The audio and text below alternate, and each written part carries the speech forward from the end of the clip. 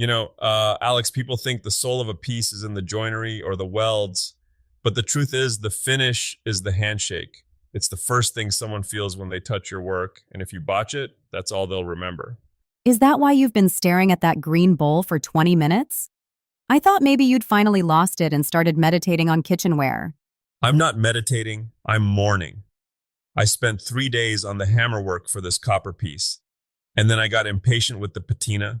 I rushed the liver of sulfur, didn't neutralize it fast enough, and now it looks like something that's been sitting at the bottom of a brackish pond for a decade. It's got that swamp gas chic look that nobody asked for. Well, at least it's a look. But seriously, metal finishing feels like a dark art compared to woodworking. With wood, you sand it and oil it. With metal, it feels like you're conducting a high school chemistry experiment where everything wants to explode or turn a weird shade of neon. It really is a different beast. You aren't just soaking into the fibers, you're manipulating the actual molecular skin of the material. Whether you're talking about a chemical patina, an industrial powder coat, or just a really solid rattle can job, you're basically dressing the metal for a party it didn't want to go to. Okay, so let's break down the wardrobe options. If I've just finished welding up, say, a steel coffee table frame, and I want it to look expensive industrial rather than I found this behind a dumpster, where do we start? First thing, and I'm going to sound like a broken record here, but it's because it's the gospel. Surface prep is 90% of the battle. If you got a thumbprint of oil from that ham sandwich you ate at lunch on that steel, your finish will peel off like a cheap sunburn. I've seen you go through a whole pack of degreaser wipes on a single bracket. It seemed a bit obsessive? It's a healthy obsession. Metal is porous in ways people don't realize. You need to get in there with a heavy-duty degreaser or even a solvent-based cleaner. And it's not just about cleaning, it's about profiling. If the metal is as smooth as a glass marble, the finish has nothing to grab onto. You need to give it some teeth. Like sandblasting? Or just taking some abrasive pads to it? Exactly. If you're at home, a red Scotch Brite pad or some 220 grit sandpaper works wonders. You want to see a uniform, dull scratch pattern. If it's still shiny, you're not done. I remember a guy who tried to paint a stainless steel handrail without scuffing it first. 3 weeks later, he could peel the paint off in long, satisfying strips like he was skinning a grape. It was heartbreaking to watch. Okay, so we've cleaned it, scuffed it, and we're ready. If we want that living finish, the kind that looks like it has history, we're talking patinas, right? Patinas are where the magic happens. A patina is essentially controlled corrosion. You're telling the metal, hey, I want you to rust, but I want you to do it exactly here and in this specific shade of chocolate brown. For steel, you've got two main paths. There's the traditional stuff, think cold bluing like you'd see on a gun barrel, or using something like Sculpt Nouveau's birchwood blue. It turns the steel this deep, translucent black that looks a mile deep. It looks great, but isn't it a bit finicky? I've seen you hovering over a piece with a spray bottle like you're misting a tropical fern. It's all about the timing and the temperature. Some patinas work better hot. You hit the metal with a torch until it's just warm enough to sizzle when the chemical hits. That opens up the pores. If you do it cold, it's a slower, more subtle reaction. But the secret that most people miss, you have to stop the reaction. Like an off switch? Sort of. You usually neutralize it with water or a specific solution, and then this is the big one, you have to lock it in. An unprotected patina is just a suggestion. It'll keep reacting with the air until your beautiful bronze finish turns into a crumbly orange mess. You need a sealer. Like a clear coat or wax? Use the wax, Alex. For indoor stuff, a high-quality microcrystalline wax is like a warm hug for the metal. It gives it this soft, hand-rubbed glow that a plasticky, clear coat just can't touch. But if it's going outside, you need the heavy hitters, a high solids polyurethane or a specialized metal sealer. Okay, but let's say I'm not feeling like a chemist. I want something that can survive a nuclear winter, or at least my kids playing with Tonka trucks. That's powder coating territory, right? Powder coating is the king of durability. It's not actually paint in the way we think of it. It's dry plastic powder that's electrostatically charged so it sticks to the metal, and then you bake it in an oven at about 400 degrees. It melts together into this continuous, hard-as-nails shell. I've always wondered, is this something a hobbyist can actually do? Or do I need a factory and a hazmat suit? You can actually do it in a home shop if you got a dedicated toaster oven, and for the love of all that is holy, don't cook your frozen pizzas in that oven afterward. The fumes are, let's just say they aren't an ingredient in any recipe you want to eat. Good tip. So I'm guessing the electrostatic part is the tricky bit?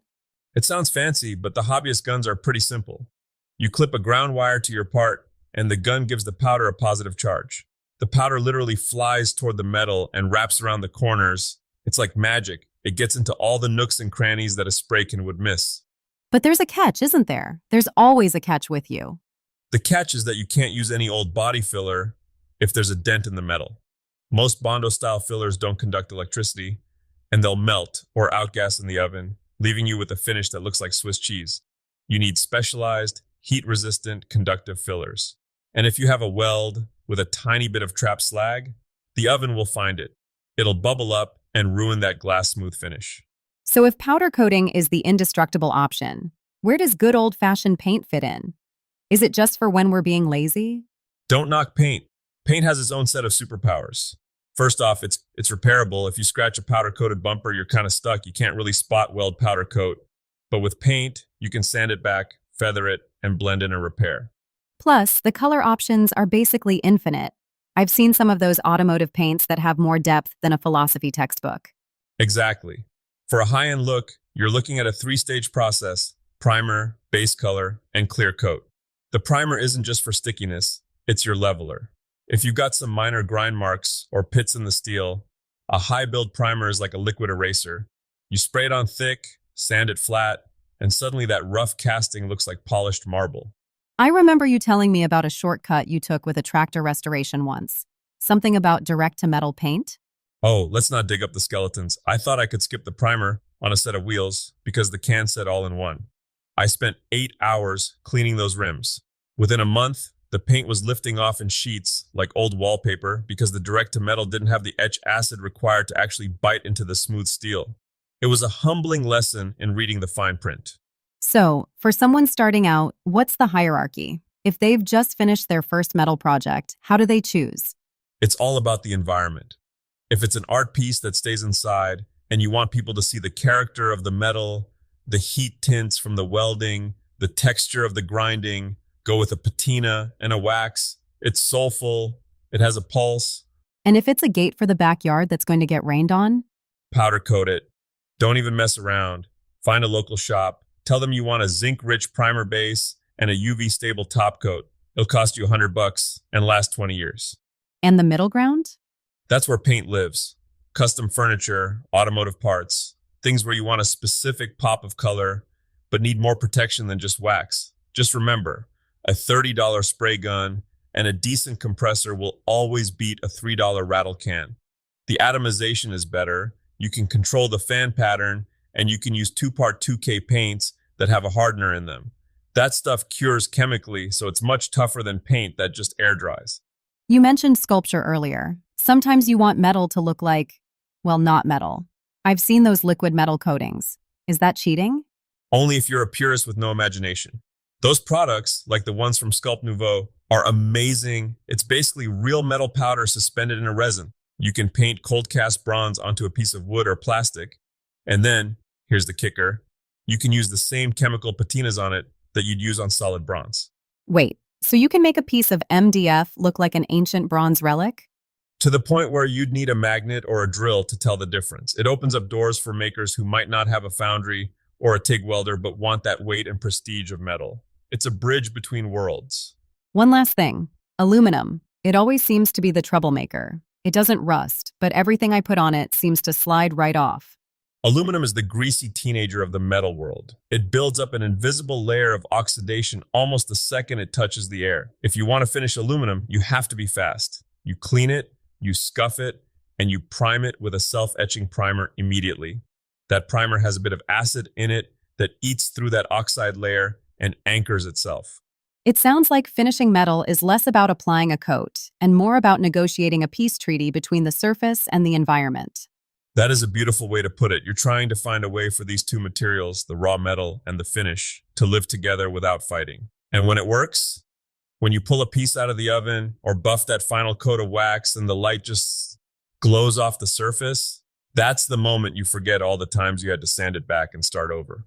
Well, I think the takeaway for me today is clean it until you think it's clean, then clean it one more time, and maybe stay away from the swamp gas bowl for a while.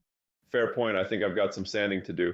But genuinely, the finish is where you go from I made this to this is a piece of work. It's worth the extra day, the extra wipes, and even the occasional chemistry induced headache. I'm actually feeling inspired to go scuff something. Just don't scuff the coffee mug, Alex. It's ceramic. It doesn't need teeth. No promises. All right, folks, get out there, make some sparks, and for heaven's sake, wear your respirator when you're spraying the good stuff. We'll see you next time in the den. Catch you later.